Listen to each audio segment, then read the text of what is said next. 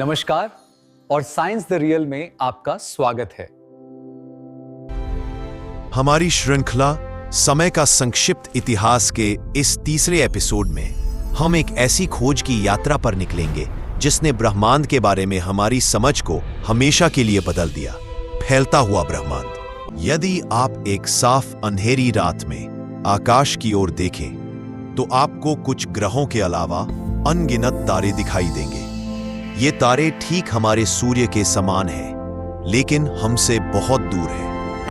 हमारा सबसे निकटतम तारा प्रोक्सिमा सेंटोरी लगभग 4 प्रकाश वर्ष दूर है, यानी उसके प्रकाश को हम तक पहुंचने में लगभग 4 वर्ष लगते हैं। रात्रि के आकाश में ये तारे चारों ओर फैले हुए दिखाई पड़ते हैं, लेकिन वे एक पट्टी में विशेष रूप से केंद्रित होते हैं जिसे हम आकाशगंगा मिल्की वे कहते हैं।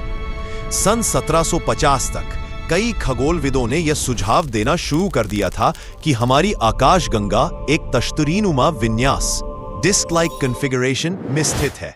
कुछ दशकों बाद सर विलियम हर्शल ने हजारों तारों की स्थितियों और दूरियों की सूची बनाकर इस धारणा की पुष्टि की।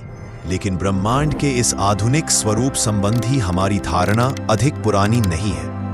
यह सन 1924 में उस समय बनी जब एक अमेरिकी खगोलविद एडविन हबल ने यह प्रदर्शित किया कि हमारी आकाशगंगा ही ब्रह्मांड में अकेली नहीं है। वस्तुतः ब्रह्मांड में कई अन्य मंदाकिनियां भी हैं जिनके बीच में विशाल रिक्त स्थान मौजूद है। इस तथ्य को प्रमाणित करने के लिए हबल को उन मंदाकिनियों की दूरियां सुनिश्चित करने की जरूरत थी। यह उन्होंने कैसे किया? किसी भी तारे की आभासी चमक 2 बातों पर निर्भर करती है। एक तो वह तारा कितने प्रकाश का विकिरण करता है, उसकी परम ज्योति, और दूसरे वह हमसे कितनी दूर है। हबल ने कुछ विशेष प्रकार के तारों की खोज की जिनकी परम ज्योति स्थिर रहती थी। यदि ऐसे तारे किसी दूसरी मंदाकिनी में मिल जाएं, तो हम ये मान सकते हैं कि उनकी भी परम दीप्ति वही है, और इस तरह हम उस मंदाकिनी की दूरी की गणना कर सकते हैं। इस तरह एडविन हबल ने 9 अलग अलग मंदाकिनियों की दूरियां निकाली। लेकिन जब उन्होंने इन दूरस्थ मंदाकिनियों से आने वाले प्रकाश का अध्ययन किया तो उन्हें एक बहुत ही अजीब बात देखने को मिली।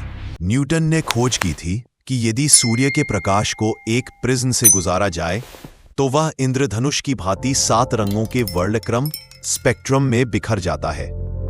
भिन्न तारों के अलग अलग वर्णक्रम होते हैं, लेकिन इन वर्णक्रम में कुछ विशेष रंग गायब होते हैं जो तारे की रासायनिक संरचना को बताते हैं। जब हबल ने दूसरी मंदाकिनियों के तारों के वर्णक्रमों का अध्ययन किया तो उन्होंने पाया कि ये सभी गायब रंग लाल छोर की तरफ खिसके हुए थे।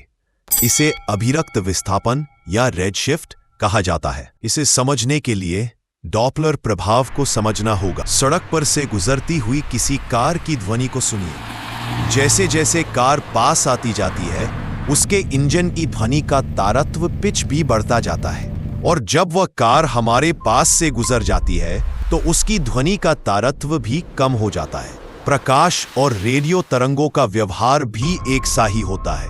हमसे दूर भागते तारों के वर्णक्रम की रेखाएं लाल रंग की ओर हट जाती है। हबल ने जो पाया वह और भी आश्चर्यजनक था।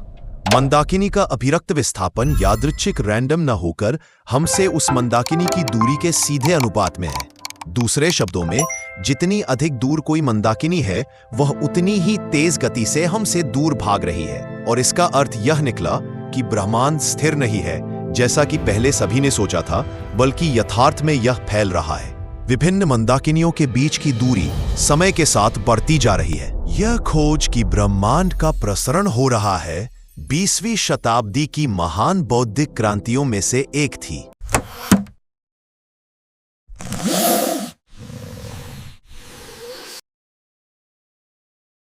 फ्रीडमैन के सभी समाधानों में यह एक विशिष्ट लक्षण निहित है कि अतीत में किसी समय 10 अरब से 20 अरब वर्षों के बीच पड़ोसी मंदाकिनियों की दूरी हर दशा में शून्य रही होगी। उस समय जिसे हम महाविस्फोट बिग बैंग कहते हैं, ब्रह्मांड का घनत्व तथा दिक् काल की वक्रता अनंत रही होगी। यह खोज ब्रह्मांड के अध्ययन में एक नया अध्याय थी जिसने हमें महाविस्फोट के सिद्धांत तक पहुंचाया। ब्रह्मांड की उत्पत्ति के रहस्यों को जानने के लिए साइंस द रियल पर हमारी श्रृंखला देखते रहें। अगले एपिसोड में हम जानेंगे अनिश्चितता का सिद्धांत। देखने के लिए धन्यवाद।